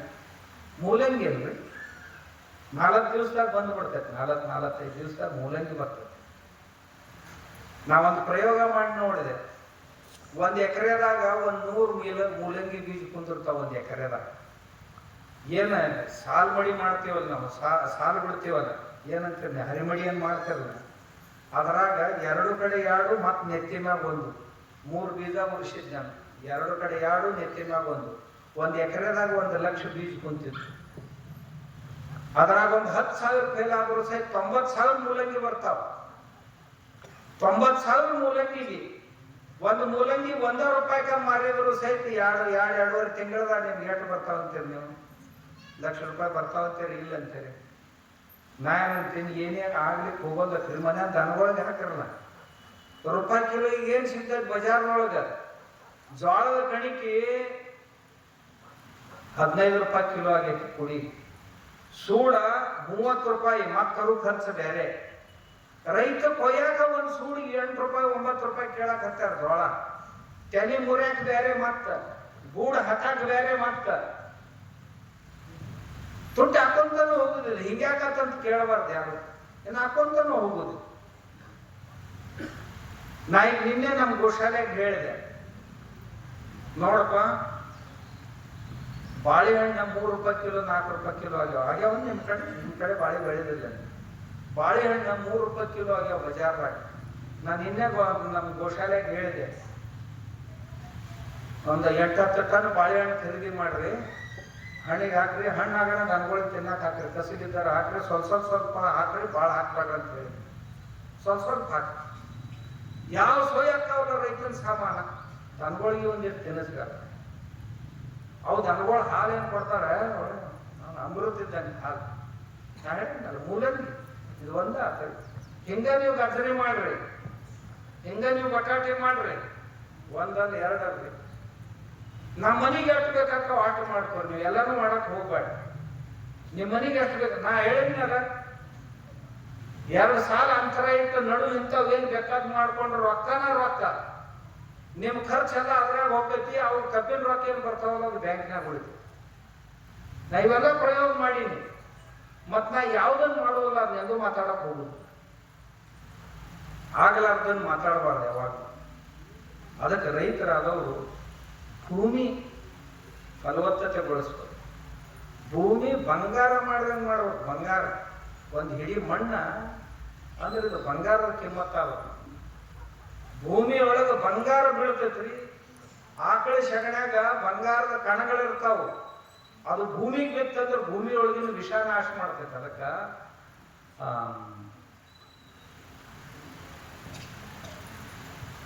ಈ ಆಕಳ ಎಣಿಯೊಳಗ ಸುವರ್ಣಕೇತು ಅಂತಕ್ಕಂಥ ಒಂದು ನಾಡಿ ಇರ್ತೈತಿ. ಅದು ಈ ಕಾಸ್ಮಿಕ್ ಎನರ್ಜಿ ಹೀರ್ಕೋತೈತಿ. ಸೂರ್ಯ ಕಿರಣಗಳಿಂದ ಬರುವಂತ ಶಕ್ತಿಯನ್ನ ಹೀರ್ಕೊಂಡು ಆ ಹಸುವಿನ ಹಾಲಿನೊಳಗ, ಮೊಸರಿನೊಳಗ, ಮಜ್ಜಿಗೆಯೊಳಗ, ಎಣ್ಣೆ ತುಪ್ಪದೊಳಗ ಸುವರ್ಣ ಕ್ಷಾರವನ್ನ ನಿರ್ಮಾಣ ಮಾಡ್ತೈತಿ. ಸುವರ್ಣ ಕ್ಷಾರ ಅಂದ್ರೆ ಏನ್ರಿ? ಬಂಗಾರ ಕರಗಿಸಿ ಅದನ್ನ ಔಷಧ ಮಾಡ್ತಾರೆ, ಸುವರ್ಣ ಭಸ್ಮ ಅಂತ. ಅಂಥದ್ದನ್ನ ಆಕಳ ರೆಡಿಮೇಡ ಸಗಣಿಯಿಂದ ಮಾಡಿಕೊಡ್ತೈತಿ, ಹಾಲ ಮೊಸರಿನಿಂದ ಮಾಡಿಕೊಡ್ತೈತಿ. ಅದಕ್ಕೆ ಮನ್ಯಾಗ ಒಂದು ಆಕಳ ಇರ್ಬೇಕು. ಯಾವಾಗ ಹಾಲು ಕೊಡ್ತಂದ್ರೆ ಸರಿ, ಹಾಲು ಕೊಡ್ಲಿಲ್ಲ ಅಂದ್ರೆ ಸಗಣಿ ಕೊಡ್ತೈತಿ, ಅದನ್ನು ಹೊಲಕ್ಕೆ ಹಾಕ್ರಿ. ಆ ಹೊಲದಾಗಿನ ಬೆಳೆಗಿಂದ ನಿಮಗೆ ತಿನ್ನಕ್ ಸಿಗ್ತದೆ. ನಿಮ್ಮ ಭೂಮಿಯೊಳಗೆ ಎಷ್ಟೋ ವಿಷಯ ಇರೋದಕ್ಕೆ ಭಾಳ ಮಂದಿ ಹೇಳ್ತಾರೆ, ಏನ್ರಿ ನಾವು ಈಗ ರಾಸಾಯನಿಕ ಕೃಷಿಯಿಂದ ಸಾವಯವಕ್ಕೆ ಹೋಗ್ಬೇಕಾತಂದ್ರೆ 4 ವರ್ಷ 5 ವರ್ಷ ಹತ್ತೈತೆ ಅಂತ ಹೇಳ್ತಾರೆ. ಅವ್ರ ತಲೆಯಿದ್ದವ್ರು ಹೇಳ್ತಾರೆ, ತಲೆಯಿದ್ದವ್ರು ಹೇಳೋದಿಲ್ಲ. ನಾ ಹೇಳ್ತೀನಿ, 1 ತಿಂಗಳದಾಗ ಹೊಳೆ ಬರಕ್ ಬರ್ತೈತಿ. ನಾ ಹೇಳ್ದಂಗೆ ಮಾಡಿ 1 ತಿಂಗಳದಾಗ ನಿಮ್ ಭೂಮಿ ವಿಷಮುಕ್ತ ಆಕೈತಿ. ಬೇಕಾದ ಲ್ಯಾಬ್ರೇಟರಿಯಾಗ ಹೋಗಿ ಟೆಸ್ಟ್ ಮಾಡ್ಕೊಂಡು ಅಂಥದ್ದು ಹಾಕ್ಬೇಕು ನಮ್ಮ ಮಣ್ಣಿಗೆ. ನಿಮಗೆ ಎಲ್ಲರಿಗೂ ಧೈರ್ಯ ಆಗ್ಲಿಲ್ಲ ಅಂದ್ರೆ 1 ಎಕರೆ ಮಾಡ್ರಿ, ಅರ್ಧ ಎಕರೆ ಮಾಡ್ರಿ. ಅದು ಧೈರ್ಯ ಆಗ್ಲಿಲ್ಲ ಅಂದ್ರೆ ಮನ್ಯಾಗ ಉಣ್ಣು ಪೂರ್ತಕ ಎಷ್ಟು ಬೇಕಾಗತ್ತಲ್ಲ ಅದೊಂದು ಮೂಲಿ ಮಾಡ್ಕೊಡ್ರಿ. ನಿಮ್ಮ ಮನೆ ಪೂರ್ತಕ ಉಂಡ್ರಿ, ಉಳ್ದವ್ರು ಕೊಲ್ಲು ಕಾಂಟ್ರಾಕ್ಟ್ ತಗೊಂಡ್ರಿ, ಕೊಲ್ಕೋತ ಇರ್ರಿ. ಬೇಡ ನೋಡ್ರಿ, ನೀವು ಬೆಳೆದ ಕಬ್ಬು ಯಾರು ತಿನ್ನಂಗಿಲ್ಲ. ಈ ನಾವೇನ್ ಸಕ್ಕರೆ ಮಾಡ್ತೀವಲ್ಲ, ಈ ಸಕ್ಕರೆ ಮನುಷ್ಯರಾದವ್ರು ತಿನ್ನಬಾರ್ದು. ಇದನ್ನ ಯುರೋಪಿಯನ್ ದೇಶದೊಳಗೆ ನಮ್ಮ ಸಕ್ಕರೆ ಅಖಾದ್ಯ ಅಂತ ಡಿಕ್ಲೇರ್ ಮಾಡಿಬಿಡ್ತಾರೆ, ನಾನ್ ಎಡಿಬಲ್ ಅಂತಾರೆ. ಮನುಷ್ಯರು ತಿನ್ನೋ ಸಕ್ಕರೆ ಅಲ್ಲ, ಇದನ್ನ ದನಗಳಿಗೆ ಸಹಿತ ಹಾಕ್ಬಾರ್ದಂತಾರೆ. ಅಷ್ಟೇ ರಸಾಯನಗಳು ಅದ್ರೊಳಗೆ ಸೇರ್ಯಾವ. ಅಷ್ಟೇ ರಸಾಯನಗಳು ನಮ್ಮ ಸಕ್ಕರೆ ಒಳಗೆ ಸೇರ್ಯಾವ. ಆ ಸಕ್ಕರೆದು ಏನು ಮಾಡಿ ಉಳ್ಬಾರ್ದು ನಾವು ಮನ್ಯಾಗ ಕರೆ ಅಂದ್ರೆ. ನಿಮ್ಗೆ ಉಣ್ಣೋದಾಗಿತ್ತು ಅಂತಂದ್ರೆ ಬೆಲ್ಲದ್ದು ಮಾಡ್ಕೊಂಡ್ರೆ ಅದು ಬೆಲ್ಲ ನೀವ ಮಾಡಿದ ಬೆಲ್ಲ ಇರ್ಬೇಕು. ಮತ್ತೆ ಈಗ ಮಾರ್ಕೆಟ್ನ್ಯಾಗ ಬೆಲ್ಲ ತಂದಿರ ಅದು ಸಕ್ಕರೆಗಿಂತ ಕೆಟ್ಟ ಐತಿ. ಆ ಸಕ್ಕರೆಯಾಗ ಬೆಲ್ಲದಾಗ ಏನ್ ಹಾಕಾಕತ್ತಾರಂದ್ರ ಒಂದ್ 200 ಲೀಟರ್ ಕಬ್ಬಿನ ರಸ ಇರ್ತೈತಿ, ಒಂದು 600 ಚೀಲ ಕಚ್ಚಾ ಸಕ್ಕರೆ ಹಾಕ್ತಾರೆ. ಹಾಕಿ 40-50 ನಿಮಿಷದಾಗ ತೆಗೆದ ಬಿಡ್ತಾರೆ. ಆ ಬೆಲ್ಲ ತಿಂದ್ರೆ ಅಂದ್ರೆ ನಾಳೆಗೆ ಸಾಯವ್ರು ಇವತ್ತ ಸಾಯ. ಇಂಥ ವ್ಯವಸಾಯ ಮಾಡಬಾರ್ದು. ಮತ್ತೇನಂತ ನಾ ಕೇಳಿದ್ ಹಿಂಗ್ಯಾಕೆ ಮಾಡ್ತಿರೋ ಅಂತ. ಅಪರ ಒಟ್ಟ ನಾವು ಚಲೋ ಬೆಲ್ಲ ಮಾಡಿದ್ರೆ ಖರ್ಚು ಹೆಚ್ಚು ಬರ್ತೈತ್ರಿ. ಖರ್ಚು ಹೆಚ್ಚು ಬರೋಣ, ಕಿಮ್ಮತ್ ಹೆಚ್ಚಾಗೋಣ, ಯಾರು ತಗೊಳಕ ತಯಾರಿಲ್ಲ.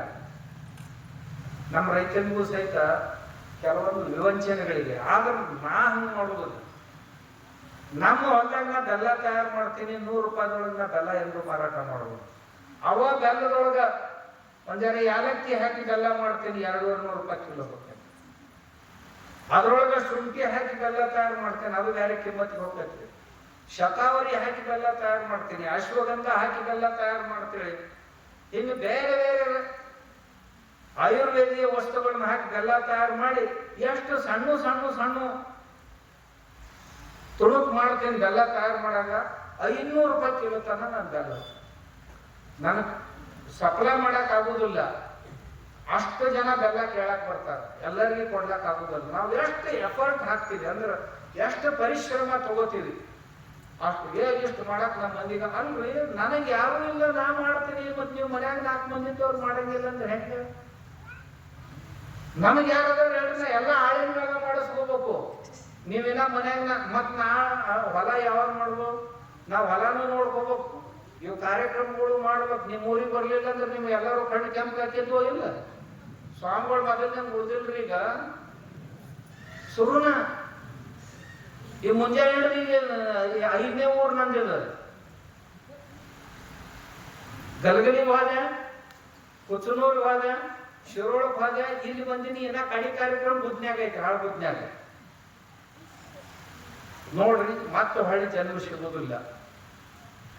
ಎಷ್ಟು ಸಾಧ್ಯ ಐತಿ ಅಷ್ಟು ಹೆಚ್ಚು ಈ ಶರೀರವನ್ನು ನಾವು ಉಪಯೋಗ ಮಾಡ್ಕೋಬೇಕು. ಹಿಂಗಾಗೋಣ ಸಣ್ಣ ಆಕೈತಿನ ಸಣ್ಣ ಸಿದ್ದೇಶ್ವರ ಅಪ್ಪೊಳಗೆ ಕೇಳಿದೆ, ಅಪ್ಪವ್ರು ಇಷ್ಟು ತಿರ್ಗಾಡ್ತಿರು ದಿವ್ಸಕ್ಕೆ ಒಂದು 20-25 ಕಿಲೋಮೀಟರ್ ವಾಕಿಂಗ್ ಆಕೈತವ್ರು. ಇವೆಲ್ಲ ಸಮಯಂಗಿಲ್ಲಂದ್ರೆ ಬುದ್ಧಿ ಅಂತ ನಾವು ಒಂದ್ಸಾರಿ ಕೇಳಿದೆ. ಅಲ್ಲ ಹಂಗ್ಯಾಕೆ ವಿಚಾರ ಮಾಡ್ತೀರಿ ನೀವು? ಅವ್ರ ರಕ್ತ ಪರಿಚಲನೆ ಹೆಚ್ಚಾಗಿ ಸ್ಟ್ರಾಂಗ್ ಆಕಾವಂತ ಯಾಕೆ ತಿಳ್ಕೊಬಾರ್ದು ನೀವು ಅಂದಿದ್ರು ಬುದ್ಧಿಯವರು. ಚಲೋ ಆಕಾವಂತ ಯಾಕೆ ತಿಳ್ಕೊಬಾರ್ದು? ಯಾಕಂದ್ರೆ 70 ವರ್ಷ ಆದ್ರೂ ಯಾವುದೂ ನೋವುಗಳಿಲ್ಲ, ಆಕಾವಂತ ಯಾಕೆ ತಿಳ್ಕೊಬಾರ್ದು ಅಂದಿದ್ರು. ಹಂಗ ನಾವು ಶರೀರವನ್ನು ಎಷ್ಟು ಬಳಸ್ತೀವಲ್ಲ ಅಷ್ಟು ಚಲೋ ಇರ್ತೈತೆ. ಯಾವ ಮುಗುಲಿಗೆ ಎಳುಗಳು ಮೂಲಿ ಹಿಡಿದಿರ್ತಾವ ನಾವು ದೌಡ ಹೋಗ್ತಾವ, ಹಿಡಿಬಾರ್ದು. ಹಂಗೆ ಮೂಲಿ ಭಾಳ ಪರಿಶ್ರಮ ಪಡಬೇಕು. ರೈತರಂದಾಗ ಬಹಳ ದುಡಿಬೇಕು. ನಾವು ನಮ್ಮ ಬಣ್ಣ ಮಣ್ಣಿಗೆ ಕೊಟ್ರೆ ಮಣ್ಣು ತನ್ನ ಬಣ್ಣ ನಮಗೆ ಕೊಡ್ತೈತಂತ ತೋರಿಸ್ತೈತಂತ. ಅದಕ್ಕೆ ನಾ ರೈತರಲ್ಲಿ ಯಾವಾಗಲೂ ಬಂದಾಗ ವಿನಂತಿ ಮಾಡ್ಕೊತಿರ್ತೇನೆ, ಮನ್ಯಾಗ 2 ಆಕಳ ಕಟ್ರಪ್ಪ, ಜವಾರಿ ಆಕಳ ಹಾಲು ಕೊಟ್ರೆ ಚಲೋನ. ಈಗ ನಾ ಹಾಲನ್ನು ಸಹಿತ ಎಲ್ಲ ರೈತರ ಮನ್ಯಾಗ ಕನಿಷ್ಠ 15-20 ಲೀಟರ್ ಹಾಲು ಕೊಡುವಂತ ಒಂದೊಂದು ಕಾರ್ಗಳನ್ನು ಕೊಡ್ಬೇಕಂತ ನಾ ಸಂಕಲ್ಪ ಮಾಡೀನಿ. ಅದರ ಸಲುವಾಗಿ ಒಂದು 5-10 ಕೋಟಿ ರೂಪಾಯಿ ಖರ್ಚು ಮಾಡಿ ಒಂದು ಹೊಸ ಟೆಕ್ನಾಲಜಿ ಲ್ಯಾಬ್ ಹಾಕೀನಿ. ಹಾಕಿ ನಮ್ಮ ಮಠದಾಗ ಈಗ 30 ಆಕಳ ಗಬ್ಬಾಗ್ಯಾವ ಆ ಟೆಕ್ನಾಲಜಿ ಒಳಗೆ. ನಿಮ್ಮ ಮನ್ಯಾಗ ಏನು ಆಕಳ ಮಣ್ಕೊಳದವು ಅವ್ರ ಹೊಟ್ಯಾಗ 20 ಲೀಟರ್ ಹಾಲು ಕೊಡುವಂತ ಆಕಳ ಮತ್ತು ಹೋರಿಯೆ ವೀರ್ಯಾಣುಗಳು ಶುಕ್ರಾಣುಗಳನ್ನು ತಕೊಂಡು ನಾವು ಅದ್ರೊಳಗೆ ಇಟ್ಟು ಬಿಡ್ತೀವಿ. ಒಂದು 8 ದಿವಸ ಲ್ಯಾಬ್ನಾಗ ಇಟ್ಟು ಅದರದೊಂದು ತತ್ತಿ ತಯಾರಾಗ್ತೈತಿ ಎದ್ದು.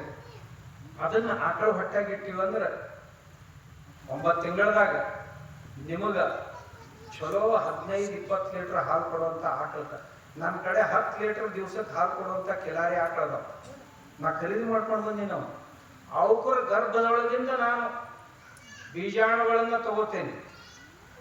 ತಗೊಂಡು ಅಂಥದ್ದ ಮತ್ತೊಂದು ಹೋರಿಯಿಂದನೂ ಸಹಿತ ವೀರ್ಯಾಣುಗಳನ್ನ ತಗೊಂಡು 2 ಸೇರಿಸಿ ಲ್ಯಾಬೊರೇಟರಿ ಒಳಗೆ ಒಂದು ಟೆಸ್ಟ್ ಟ್ಯೂಬ್ನಾಗ ಹಾಕಿ, ಟೆಸ್ಟ್ ಟ್ಯೂಬ್ ಬೇಬಿ ಅಂತೇಳಿ ನೀವು ಅದನ್ನ ನಾ ದನಗಳೊಳಗೆ ಸಹಿತ ಶುರು ಮಾಡಿ ನಾವು ಶುರು ಮಾಡೋದು 3-4 ತಿಂಗಳಾತಿ. 30 ಆಕಳುಗಳು ಗಬ್ಬದಾವು. ಅವು 30 ಆಕಳುಗಳು ಇನ್ನೊಂದಿಷ್ಟು 4-6 ತಿಂಗಳದಾಗ ಈತಾವು, 4-5 ತಿಂಗಳದಾಗ. ಇದು ಅಂತಂದ್ರ 20-20 ಲೀಟ್ರು 15 ಲೀಟ್ರು 10 ಲೀಟ್ರು ಹಾಲು ಕೊಡುವಂತ ಆಕಳುಗಳು ಬರ್ತಾವ. ಇಂಥ ಆಕಳುಗಳು ಅಥವಾ ಇಂಥ ಕರುಗಳನ್ನು ತಯಾರು ಮಾಡಿ ಪ್ರತಿಯೊಬ್ಬ ರೈತರ ಮನೆಗೆ ಒಂದು ಕೊಡ್ಬೇಕು ಅಂತ ನನ್ನ ಇಚ್ಛೆ ಐತಿ. ಯಾಕಂತಂದ್ರೆ ಪ್ರತಿಯೊಬ್ಬ ರೈತರ ಮನೆಯೊಳಗೆ ಇಂಥದೊಂದು ಆತು ಮುಂದೆ ಏನ್ ಮಾಡ್ತೀನಿ, ಅವ್ರಿಗೆಲ್ಲರಿಗೂ ಒಂದು 4 ಹೋರಿಗಳು ಕೊಟ್ಬಿಡ್ತೀನಿ ಒಂದು ಊರಿಗೆ. ಇಂಥವ ಆ ಹೋರಿ ಬಂದು ಮುಂದೆ ಆ ಊರಾಗ ಶಾಶ್ವತವಾಗಿ ಅಂಥವ ಜಾತಿ ದನಗಳು ಹುಟ್ಟುತ್ತಾವ. ಮತ್ತೇನು ಬೇಕಾಗಿದೆ ಎಷ್ಟು ಆಗಲಾರ್ದ ದೇಶದ ಮೇಲೆ. ಈಗೇನು ಹಾಲು ತಂದು ಕುಡಿತಿರಲ್ಲ ಅದು ಹಾಲಲ್ಲ, ಹಾಲಾಹಲ ಅದು. ನೀವೇನು ಪ್ಯಾಕೆಟಿನ ತರ್ತಿರಲ್ಲ ಅದು ಯಾವ ಕಂಪನಿದಾಗ ಇರೋಲ್ಲ, ಯಾರ್ದಾಗ ಇರೋಲ್ಲ. ಅವ್ರು ಯಾರು ಮಾಲಕರು ಇರ್ತಾರೆ ನನ್ನ ಹತ್ರ ಕರ್ಕೊಂಡು ಬರ್ರಿ, ಅವ್ರಿಗೆ ನಾವು ವಿನಂತಿ ಮಾಡ್ಕೊತೀನಿ ಇದ್ರಾಗ ಏನೇನೈತಿ ಹೇಳ್ರಿ ಒಂದು ಸಾರಿ ಅಂತ. ಆ ಹಾಲಿನಾಗ 22 ಪ್ರಕಾರದ ರಸಾಯನಗಳದಾವ. ಆ ರಸಾಯನಗಳನ್ನ ಅವ್ರಿಗೆ ನಾವೊಂದು 2 ml ತಿಂದು ತೋರಿಸ್ರಿ ಅಂತ ಕೇಳ್ತೀನಿ ಮೊದಲು. ಇದನ್ನ ಹಾಲಿನಾಗ ಹಾಕಿ ಕೊಟ್ಟಿರಿ, ಇವನು ನೇರವಾಗಿ ನೀವು ಹಂಗ ತಿಂದು ತೋರಿಸ್ತೀರಿ ಅಂತ ಕೇಳ್ತೇನೆ. ಯಾರು ತೋರ್ಸಕ್ ಸಾಧ್ಯ? ಅದು ಹಾಲ ಅಲ್ಲದು. ಅದ್ರೊಳಗೆ ಏನೇನು ಸೇರಿಸಿರ್ತಾರ ಪಾಕೆಟ್ನಾಗ ಬರೋಕ್ಕಿಂತ ಪೂರ್ವದೊಳಗ. ಯಾಕಂದ್ರೆ ಅದು ಕೆಡಬಾರ್ದಂತ ಒಂದು ಸೇರಿಸ್ತಾರ, ಬಣ್ಣ ಹಾಕ್ಬೇಕಂತ ಒಂದು ಸೇರಿಸ್ತಾರ, ಗಟ್ಟಿ ಆಗ್ಬೇಕು ಹಾಲಂತ ಒಂದು ಸೇರ್ತಿರ್ತಾರ, ರುಚಿ ಆಗ್ಬೇಕು ಅಂತ ಒಂದು ಸೇರಿಸ್ತಾರ, ಬಹಳ ಕಾಲ ತಡ್ಕೋಬೇಕು ಅಂತ ಒಂದು ಸೇರಿಸ್ತಾರ. ಇನ್ನು ಒಂದಲ್ಲಿ 2 ಅಲ್ರಿ, ಹಾಲು ಬಿಟ್ರೆ ಎಲ್ಲ ಐತೆ ಅದ್ರೊಳಗೆ. ನೀವು ಒಂದೇ ಮಾತು ಹೇಳ್ಬೇಕಂದ್ರೆ ಹಾಲು ಬಿಟ್ರೆ ಎಲ್ಲ ಹಾಲ ಅದ್ರೊಳಗೆ. ಅದನ್ನು ತಂದು ಉಡ್ತೀವಲ್ಲ ನಾವೀಗ. ಯಾಕಂದ್ರೆ ನಮ್ಮ ಮನ್ಯಾಗ ಸಾಕಾಕ್ ಬೇಡಾಗೈತೆ ನಮ್ಗೆ. ಈ ಸಣ್ಣ ಸಣ್ಣ ಮಕ್ಕಳು ಅದಾವಲ್ಲ, ಇದೇ ಹಾರ ಉಡಿಸಿದ್ರೆ ಅಂದ್ರೆ ನೀವು ಭಾಳ ದಿವಸ ಚಂದಾಗಿ ಉಳಿಯಂಗಿಲ್ಲ. ನಿಮ್ಮ ಮಾತೇ ಕೇಳೋದು. ಈ ಹಾಲು ಉಂಡ್ರಿ ಅಂತಂದ್ರೆ ನಿಮ್ಮ ಹಾರ್ಟ್ ಬ್ಲಾಕೇಜ್ ಆಗ್ತಾವ ನೋಡ್ರಿ. 25-30 ವರ್ಷದ ಹುಡುಗರಿಗೆ ಎಂಜಿಯೋಪ್ಲಾಸ್ಟಿ ಮಾಡ್ತಾರೆ. ಇನ್ನೊಂದು 4 ವರ್ಷ ಹೋಗೋಣ ಬೈಪಾಸ್ ಮಾಡಂತಾರ. 3-4 ಬ್ಲಾಕೇಜ್ ಅದಾವ್ರಿ. ಸ್ಟೆಂಟ್ ಹಾಕಕ್ ಬರೋದಿಲ್ಲ, ಬೈಪಾಸ್ನ ಮಾಡಿಬಿಡ್ರಿ ಅಂತ. ದೊಡ್ಡ ವ್ಯವಸಾಯಕ್ಕೆ ಬೈಪಾಸ್ ಮಾಡು. ನಮ್ಮ ದವಾಖಾನೆ ಐತಿ, ನನಗೆಲ್ಲ ಗೊತ್ತೈತಿದ್ರು. 200 ಬೆಡ್ ಹಾಸ್ಪಿಟ್ಲ್ ಐತಿ ನಮ್ದು. ಯಾರ್ಯಾರು ಬರ್ತಾರ, ಯಾರ್ಯಾರು ಕುತ್ತಿಗೆ ಹೆಂಗೆ ಕೊಯ್ತಾರ ಎಲ್ಲ ನೋಡ್ತೇನೆ. ನಾ ಅದನ್ನು ಯಾರು ಮಾಡಬಾರ್ದು, ಯಾರು ಮಾಡೋದನ್ನು ನಮ್ಮಲ್ಲಿ ಆಗಬಾರ್ದು ಅಂತ ನಾನು ಹಾಸ್ಪಿಟಲ್ ತೆಗೆದಿದ್ದೆ. ನಮ್ಮ ರೈತರು, ಸಾಮಾನ್ಯ ಜನರು, ಅವ್ರಿಗೆ ಎಲ್ಲಿ ಅನ್ಯಾಯ ಆಗಬಾರ್ದು, ಅವ್ರಿಗೆ ಒಳ್ಳೆ ಒಂದು ಸೌಕರ್ಯ ಕೊಡಬೇಕು ಅಂತ ತೆಗೆದಿದ್ದ. ಹೊರಗೆ ಮಕ್ಕಳಾಗಲಾರ್ದವ್ರಿಗೆ 3 ಲಕ್ಷ 4 ಲಕ್ಷಕ್ಕೆ ಒಂದು ಟೆಸ್ಟ್ ಟ್ಯೂಬ್ BB ತಯಾರು ಮಾಡಿಕೊಡ್ತಾರೆ. ನಮ್ಮ ಹಾಸ್ಪಿಟಲ್ನೊಳಗೆ ನಾ ಬರೀ 60,000 ರೂಪಾಯಿದಾಗ ಮಕ್ಕಳಾಗಲಾರ್ದ ಹೆಣ್ಮಗಳಿಗೆ 5,000ದಿಂದ ಹಿಡ್ಕೊಂಡು 60,000 ಆಕೆಗೆ ಮಕ್ಕಳಾಗಬೇಕು, ಅಷ್ಟು ವ್ಯವಸ್ಥೆ ನಾವು ತಯಾರು ಮಾಡಿವಿ. ಟೆಸ್ಟ್ ಟ್ಯೂಬ್ BB ಆಯ್ತು ಅಂದ್ರೆ 5,000 ಕೆಲಸ ಆಗೋಗ್ತದೆ. ಅದಕ್ಕೇನು 2 ಲಕ್ಷ 3 ಲಕ್ಷ ಖರ್ಚು ಮಾಡೋ ಅವಶ್ಯಕತೆ ಇಲ್ಲ. ಎಲ್ಲ ಆಯುರ್ವೇದಿಕ ಮತ್ತು ಅಲೋಪತಿ ಎರಡೂ ಸೇರಿಸಿ ಪ್ರಯತ್ನ ಮಾಡಿ ಕಡಿಮೆ ಕಷ್ಟದೊಳಗೆ, ಕಡಿಮೆ ತೊಂದರೆ ಒಳಗೆ ಅವ್ರಿಗೆ ಹೆಂಗೆ ಮಕ್ಕಳು ಆಗ್ಬೇಕಲ್ಲ. ಮಕ್ಕಳು ಇರ್ಲಿಲ್ಲ ಅಂದ್ರೆ ಅವ್ರಿಗೆ ಸ್ವಸ್ಥ ಅನ್ಸಂಗಿಲ್ಲ. ಮುಪ್ಪಿನ ಕಾಲಕ್ಕೆ ನಮ್ಗೆ ಯಾರು ನೋಡೋರು, ಹಿಂಗ ಬಹಳ ಸಮಸ್ಯೆಗಳಿರ್ತಾವ ತಾಯಿಯಿಂದ ಮಕ್ಕಳಿಂದ ತಾಯಿಗೆ. ನಾ ಅದನ್ನ ಬರೇ 60,000ದಾಗ ಇನ್ನೂ ಪೇಷಂಟ್ ಹೆಚ್ಚಾದವು ಅಂತಂದ್ರೆ, ಇನ್ನೂ ಮಂದಿ ಹೆಚ್ಚು ಬಂತಂದ್ರೆ ನಾ ಅದನ್ನ 20,000 ತನಕ ಒಯ್ಬೇಕಂತ ವಿಚಾರದಲ್ಲಿ 10,000 20,000 5,000ದಾಗ ಮಕ್ಕಳನ್ನ ದೊರಕಿಸ್ಕೊಡ್ಬೇಕು. ಯಾಕಂತಂದ್ರ ಇದೆಲ್ಲ ನೀವೇ ಕೊಟ್ಟಿದ್ದು, ನೀವೇ ಮಾಡಿದ್ದು, ರೈತರಿಂದಾನ ಬೆಳೆದದ್ದು. ಮಠ ಯಾರಿಂದ ಬೆಳೆದೈತಿ ಅಂದ್ರೆ ನಮ್ಮ ಮಠ ರೈತರಿಂದ ಬೆಳೆದೈತಿ. ನಮ್ಮ ಮಠದಾಗ 1,1,500 ಆಕಳದವ. ಆಕಳುಗಳ ಕೃಪೆಯಿಂದ ನಮ್ಮ ಮಠ ಬೆಳೆದಾಕೈತಿ. ಅದಕ್ಕೆ ಸಮಾಜದ ಜನರ ಕಲ್ಯಾಣ ಅದ. ನಮ್ಮ ಕೃಷಿಕರು ಈ ದೇಶದ ಬೆನ್ನೆಲುಬು, ಸಮಾಜದ ಬೆನ್ನೆಲುಬು ಅಂತೀವಿ ನಾವು. ಕೃಷಿಕರ ಬಗ್ಗೆ ಬರೇ ಮೊಸಳಿ ಕಣ್ಣೀರು ಸುರಿಸು ಜನ ಹೆಚ್ಚಾಗ್ಯಾರ ಹೊರತು ಆ ಕೃಷಿಕನಿಗೆ ನೇರವಾಗಿ ಅವನ ಜೊತೆ ನಿಂತು ಅವನಿಗೆ ಒಳ್ಳೆ ಮಾರ್ಗದರ್ಶನ ಮಾಡಿ ಅವ ಮೇಲ್ ಬರುವಂತೆ ಪ್ರಯತ್ನ ಮಾಡೋರು ಯಾರೂ ಇಲ್ಲ. ಯಾರು ಬರೇ ಅವನ ಬಗ್ಗೆ ಹಿಂಗ ಹೇಳಿ ಇನ್ನೊಂದಿಟ್ಟು ಸಾಲ ಮಾಡಿ ಸತ್ತು ಹೋಗಾಕ ಹಸ್ತಾಗ ಹೊರತು ಜೊತೆಗೆ ನಿಲ್ಲೋದು ಹಂಗಾಗ್ಬಾರ್ದು. ನಾವು ಒಬ್ಬರು ಇನ್ನೊಬ್ಬರ ಜೊತೆ ನಿಲ್ಲಬೇಕು. ನಮ್ಮ ಮಠಗಳು ಇರೋದು ಯಾರ ಸಲುವಾಗಿ? ಮಠಗಳು ಕಟ್ಟಿ ಬೆಳೆಸಿ ಅವಕ್ಕೆಲ್ಲ ಸಾಕಿ ಸಲುಹಿದವರು ರೈತರು. ಹಾಗಾದ್ರೆ ಆ ಮಠ ರೈತನಿಗೆ ಏನು ಕೊಡ್ತು ಅಂತ ಕೇಳಿದ್ರೆ ಏನದಾವ ನಮ್ಮ ಹತ್ರ ಹೇಳಾಕ? ನಾವೆಲ್ಲ ರೈತರು ಸೇರಿ ನಿಮ್ಮ ಮಠ ಮಾಡಿದೀವ್ರಿ, ಮಠಾಧಿಪತಿಗಳು ಮಾಡಿದೀವಿ, ನಿಮ್ ಗಾಡಿ ತಗೊಂಡ್ರಿ, ಡಿಸೈನ್ ತಗೊಂಡ್ರಿ, ನೀವು ಎಲ್ಲ ಐಶ್ ಆರಾಮ್ ನಿಮಗೆ ಸಿಕ್ತಪ್ಪ. ಹಾಗಾದ್ರೆ ನೀವು ರೈತರಿಗಾಗಿ ಮಾಡಿದ್ದೇನು ಅಂತ ಯಾರಾದರೂ ನನ್ನ ಕೇಳಿದ್ರು ಅಂದ್ರೆ ನಾ ಏನು ಉತ್ತರ ಕೊಡ್ಬೇಕು? ಒಬ್ಬ ಕೂಲಿ ಹೋಗೋ ಸಹಿತ ನನಗ 100 ರೂಪಾಯಿ 200 ರೂಪಾಯಿ ದಕ್ಷಿಣ ಇಟ್ಟು ನಮಸ್ಕಾರ ಮಾಡ್ತಾನ. ಅವನು ಬರೇ ನಾ ತಗೊಳ್ಳೋದೇ ಹೊರತು ಅವನು ನಾ ಏನು ಕೊಡ್ತೀನಿ? ಅವನ ಮಕ್ಕಳಿಗೆ ಏನು ಸಂಸ್ಕಾರ ಕೊಟ್ಟೇನೋ, ಅವನ ಮಕ್ಕಳಿಗೆ ಏನು ಪುಕ್ಕಟಿ ಶಿಕ್ಷಣ ಕೊಟ್ಟೇನೋ, ಅವನಿಗೇನು ಒಳ್ಳೆಯ ಕೃಷಿ ತರಬೇತಿಯನ್ನು ಒದಗಿಸಿನೋ, ಏನು ಅವನು ಕೃಷಿ ಉನ್ನತ ಆಗೋ ಸಲುವಾಗಿ, ಅವನ ಕೃಷಿ ಬೆಸ್ಟ್ ಆಗೋ ಸಲುವಾಗಿ ನಾ ಏನು ತರಬೇತಿ ಶಿಬಿರಗಳನ್ನು ಮಾಡಿನೋ, ಮತ್ತು ಯುವಕರು ಯುವತಿಯರು ಅವ್ರು ತಮ್ಮ ಕಾಲ ಮೇಲೆ ತಾವು ನಿಲ್ಲುವಂಗ ಅವ್ರಿಗೆ ಏನಾದರೂ ವ್ಯಾವಸಾಯಿಕ ತರಬೇತಿಗಳನ್ನು ಮಾಡಿನೋ ಇಲ್ಲೋ ಅನ್ನೋದನ್ನ ನಾವು ಮಠಗಳವರು ಚಿಂತೆ ಮಾಡ್ಬೇಕು. ನಮ್ಮ ಮಠಗಳೊಳಗೆ ವರ್ಷ ತುಂಬ ಇದೇ ಚಟುವಟಿಕೆ. 12 ತಿಂಗಳು ನಮ್ಮ ಮಠದೊಳಗೆ ಕೃಷಿಕರ ಮಕ್ಕಳು, ಕೃಷಿಕರು, ಅವ್ರ ಹೆಣ್ಮಕ್ಳು ಅವ್ರ ಸಲುವಾಗಿ ಯಾವಾಗಲೂ ಟ್ರೈನಿಂಗ್ ಕ್ಯಾಂಪ್ಸ್ ನಡೆದಿರ್ತಾವ. ಏನೇನು ಮಾಡ್ಬೋದು ನೀವು? ಕೃಷಿ ಮಾಡ್ರಿ, ಅದ್ರ ಜೊತೆಗೆ ಹಪ್ಪಳ ಮಾಡ್ರಿ, ಕೃಷಿ ಮಾಡ್ರಿ, ಉಪ್ಪಿನಕಾಯಿ ಮಾಡ್ರಿ, ಕೃಷಿ ಮಾಡ್ರಿ, ಈ ವಸ್ತುಗಳನ್ನು ತಯಾರು ಮಾಡ್ರಿ. ಏನೂ ಇಲ್ಲ ಅಂದ್ರೆ 100 ಪ್ರಕಾರದ ವಸ್ತುಗಳನ್ನು ತಯಾರು ಮಾಡುವಂತ ಟ್ರೈನಿಂಗ್ ಕೊಡ್ತೀವಿ. ಇದನ್ನು ಮಾಡ್ರಿ, ಮಾರಾಟ ಮಾಡ್ರಿ, ಮನಿ ಇನ್ಕಮ್ ಹೆಚ್ಚು ಮಾಡಿ. ಎಲ್ಲದಕ್ಕಿಂತಲೂ ಮುಖ್ಯವಾಗಿ ಅಂದ್ರೆ ಕೃಷಿಕರ ಮನೆಯೊಳಗೆ ಶ್ರೀಮಂತರಲ್ಲಿ ನಾನು ನಮ್ಮ ಕಡೆ ತಾಯಂದಿರಿಗೆ ಒಂದು ವಿನಂತಿ ಮಾಡ್ಕೋತೀನಿ.